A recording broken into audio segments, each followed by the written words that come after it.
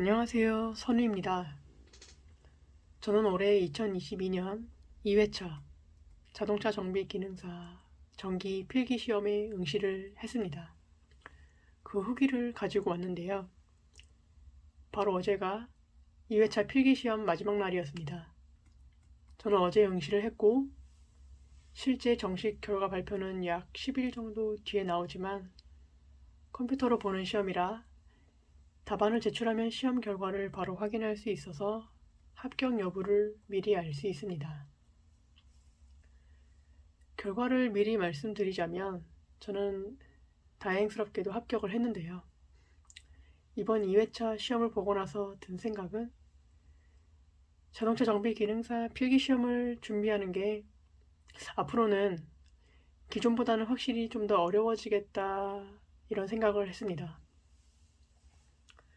참고로 저는 수학이나 과학, 기계, 전기 이런 분야에 전혀 문외한입니다. 잘 모른다는 얘기죠.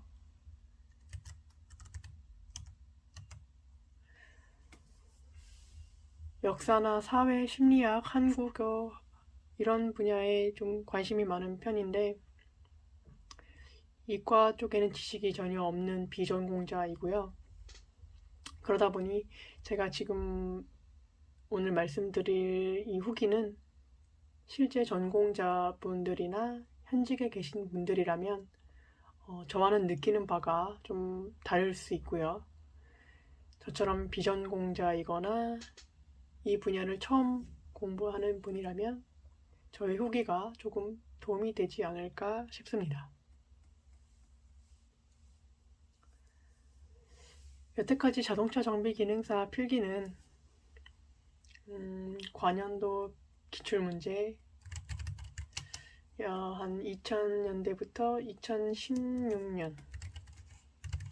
2016년까지의 기출문제와 기본 이론서를 참고해서 필기시험 대비를 하는 것이 보통이었습니다. 많은 분들이 이렇게 시험 준비를 하시더라고요. 시험은 문제은행식이라고 알려져서 이전에 출제됐던 문제들과 답을 외우고 여러 번 반복해서 풀어보다 보면 자연스럽게 내용이 외워져서 그렇게 시험에 응시해서 합격한 사례들을 많이 볼 수 있습니다. 총 문제는 60문제이고요. 만점은 100점 만점입니다. 한 문제당 점수 배점이 소수점으로 계산이 되는데요. 한 문제당 1.666 이렇게 나갑니다. 그래서 커트라인이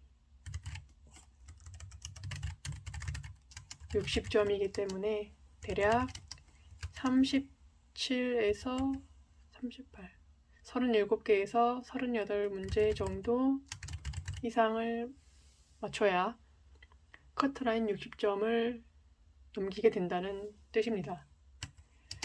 자격증 시험은 만점을 받으려고 보는 시험이 아니라고 들었습니다. 우리는 커트라인을 넘겨서 합격만 하면 됩니다.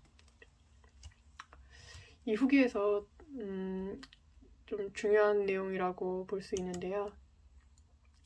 올해 2022년 1회차부터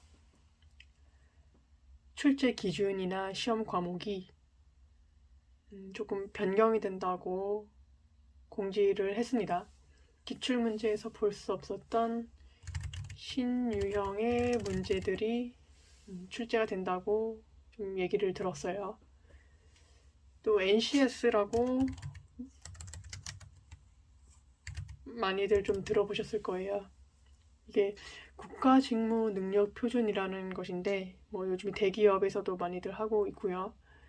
실제 현장 직무 중심으로 시험 문제를 출제한다고 하는 거죠.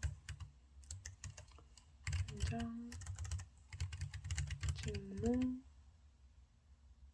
중심. 실제 큐넷 사이트에 가면 다음과 같이 명시를 하고 있습니다.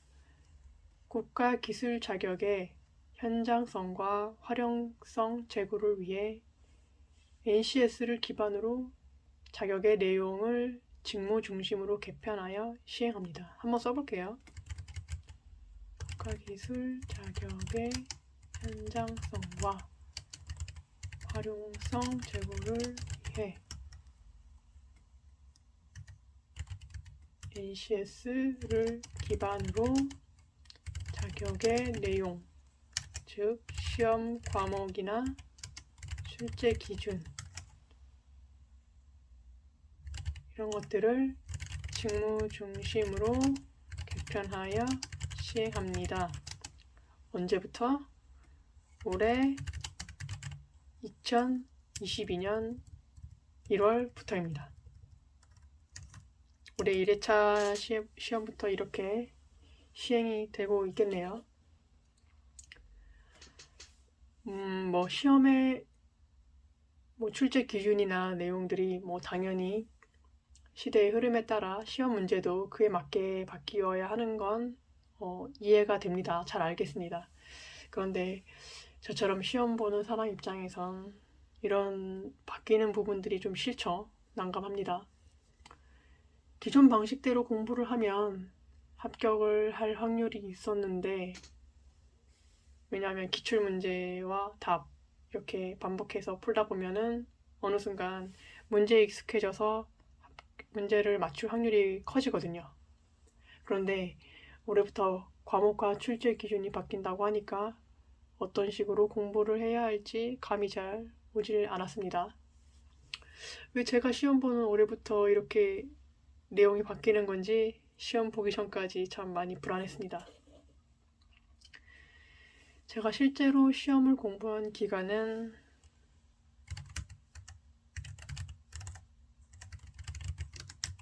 약 4주 정도 됩니다. 한 달 정도 공부를 했어요. 평일 기준으로 많게는 5, 6시간, 적게는 1시간 정도 했고요. 2011년도부터 2016년까지의 기출문제, 이거를 총 회차를 계산해 보다 보니까 총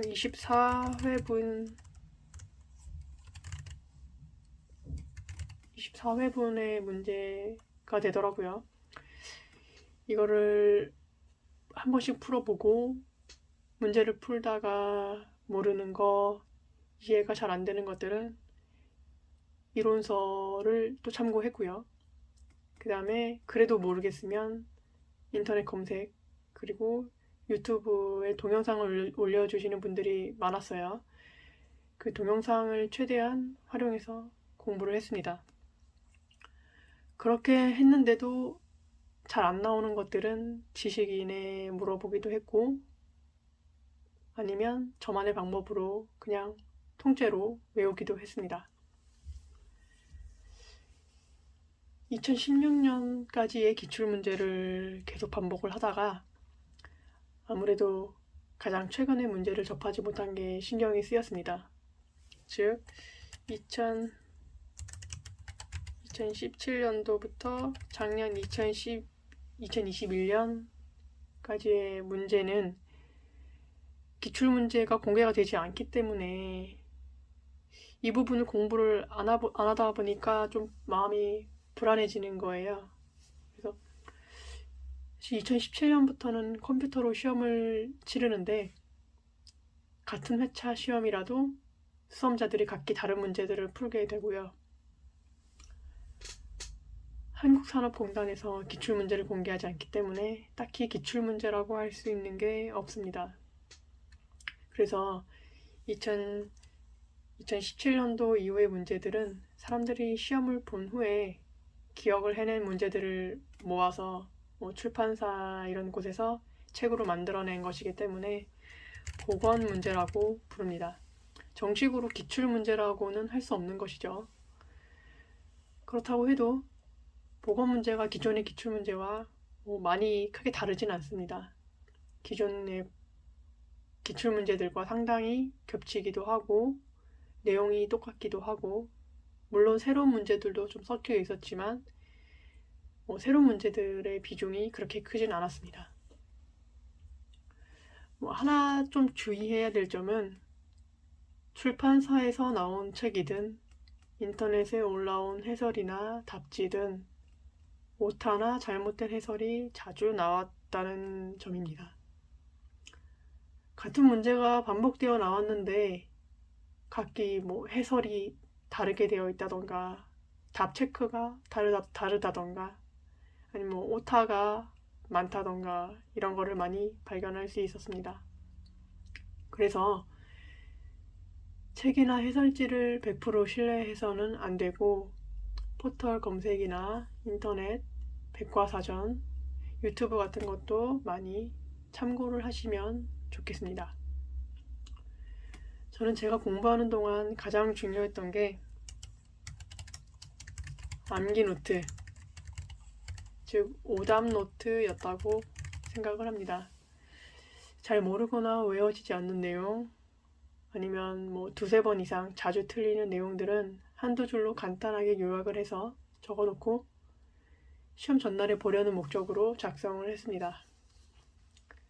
시험 바로 전날에 이 오답 노트를 확인을 해보니까 양면으로 약 한 15장 정도를 제가 작성을 했더라고요. 노트를 보다 재밌는 걸 발견했는데 처음에 몰랐던 거는 계속 모르고 계속 헷갈려서 어떤 내용은 앞부분에도 적고 중간에도 적고 마지막 부분에도 또 적었더라고요. 그만큼 좀 많이 헷갈리는 것들이 저한테는 좀 많았던 것 같습니다. 제 오답 노트 방식을 한번 좀 보여드릴게요.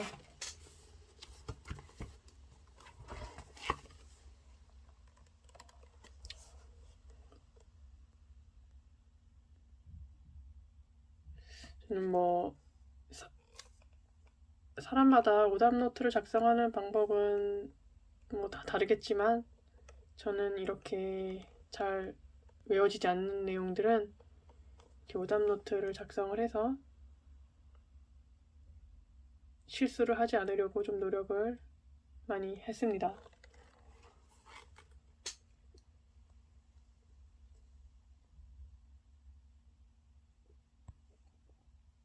아이고.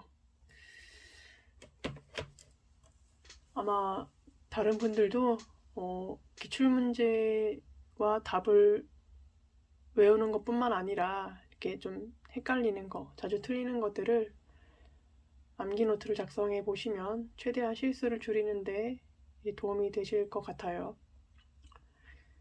이제 마지막으로 시험 후기를 말씀드려볼까 합니다. 저의 생각인데요. 이제 저 같은 경우는 총 60문제 중에 기존의 관연도 기출문제와 보건문제에서 보지 못한 문제가 한 40%에서 50% 정도 되는 것 같습니다. 그만큼 신유형의 문제들이 많이 나왔다는 거죠. 60문제 중에 한 20문제 정도는 기존 기출문제와 같거나 비슷한 문제들이 나왔었고요. 그 외에 한 반 정도 또는 3분의 2 정도는 처음 접하는 내용이나 새로운 유형이었어요. 그만큼 시험 볼 때 당황하기도 했고 마지막까지 못 풀고 답안 작성을 미뤄둔 문제가 거의 20문제나 가까이 됐었습니다. 최근에 응시했던 사람들 중에는 이 계산 문제들 있잖아요. 계산 문제가 별로 안 나왔다는 사람들이 좀 있어서 저도 솔직히 계산 문제는 열심히 안 하고 버릴 생각이었거든요. 그런데 제가 봤을 때는 계산 문제가 10문제 정도 가까이 나왔습니다. 제 예상보다는 상당히 많이 계산 문제가 나온 거거든요. 근데 정말 다행스럽게도 계산 문제들이 어렵지 않았었어요. 간단한 공식들만 알면 풀 수 있는 문제들이었기 때문에 저는 이번 시험에 합격하기 위해서 가장 도움이 많이 됐던 것이 이 계산 문제가 아니었나 싶습니다. 계산 문제는 제가 시험을 칠 때 나왔던 계산 문제들은 어려운 난이도가 아니어서 거의 다 풀었습니다. 이 외에 엔진, 셰시, 전기, 안전 파트 등 최대한 정답 확률에 가깝도록 고민을 많이 해서 문제를 풀었어요. 4개의 선택지 중에 맞는 것은 걸러내고 나머지 2개의 보기 중에서 최대한 아닌 것을 골라내는 방식으로 좀 문제를 풀었던 것 같거든요. 새로운 유형이어도 문제와 보기를 잘 보면 답을 유추할 수 있는 문제도 있습니다. 예를 들어서 이런 문제들이에요. 보기가 1번부터 4번까지 이렇게 나오는데 예를 들어 1번과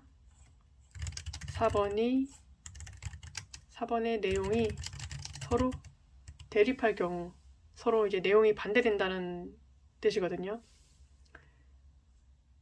이런 경우가 있어요. 그러면 이 1번과 4번 중에 하나가 답이라는 뜻입니다. 그렇기 때문에 잘 생각을 해보면 답을 맞힐 확률이 커질 수 있습니다. 처음 보는 문제라도 저처럼 너무 당황하지 마시길 바랍니다. 사람마다 시험 문제가 다르게 출제되기 때문에 이런 게 절대적인 건 아니지만 계산 문제가 많이 나올 경우 간단한 공식만으로도 답을 알 수 있기 때문에 합격선에 좀 가까워질 수 있습니다. 몇 번 반복해서 외울 수 있는 계산 문제는 꼭 외워서 가시길 바랍니다.